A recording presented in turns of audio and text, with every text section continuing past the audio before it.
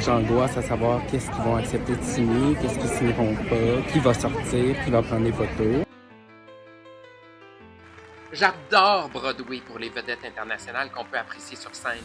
C'est fascinant de les voir travailler en direct, encore mieux quand j'ai les moyens d'être extrêmement proche de la scène. Les décors, les costumes, les technologies utilisées sont la majorité du temps renversants. Les prix des shows sont élevés, mais en valent vraiment la peine.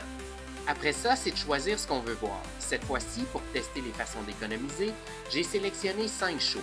Kowalski, The Outsiders, Maybe Happy Ending, Cult of Love et All In, en sachant que je ne pourrai en voir que 3 de plus que les 2 représentations pour voir mon magnifique Homé. En plus des billets dernière minute directement dans certains théâtres le jour même du spectacle, s'ajoutent des loteries pour des rabais sur rush.telecharge.com et sur l'application TodayTix. Jour 1, avant même de prendre l'avion, je pouvais justement tenter d'avoir un billet Rush sur l'application TodayTix à 9h.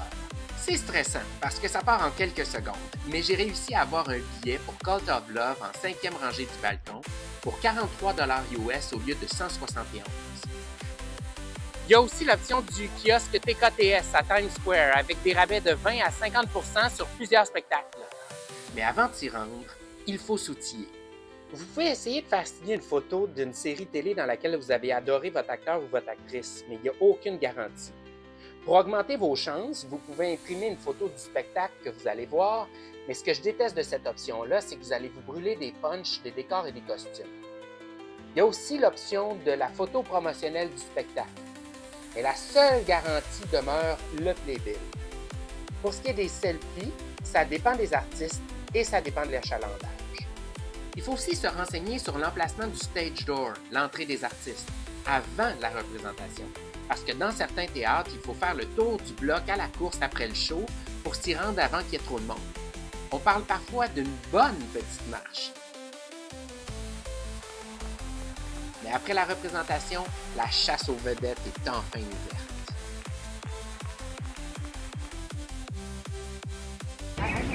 C'est là que je commence à être nerveux, que je shake un peu, puis c'est pas parce qu'il fait froid, c'est juste parce que ça me stresse. J'angoisse à savoir qu'est-ce qu'ils vont accepter de signer, qu'est-ce qu'ils signeront pas, qui va sortir, qui va prendre des photos.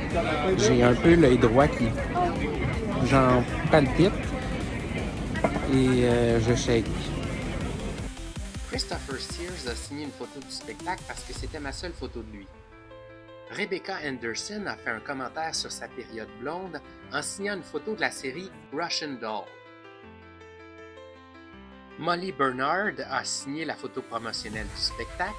Barbie Ferreira est sortie de la voiture qui l'attendait en s'excusant de ne pas être venue nous voir et elle a signé ma photo d'Euphoria.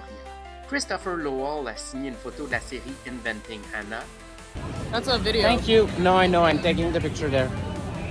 We're gonna have both. You're a strong actress. You're amazing. You were really, really good. I loved you. It was really good. I can sign. Can you sign this one? Sure. Alors que Shailene Woodley a Thank you refusé very de signer une much. photo de Big Little Lies, mais a accepté de signer une photo de la pièce. Jour 2, c'est Romeo, 2 fois, à voir dans mes capsules précédentes.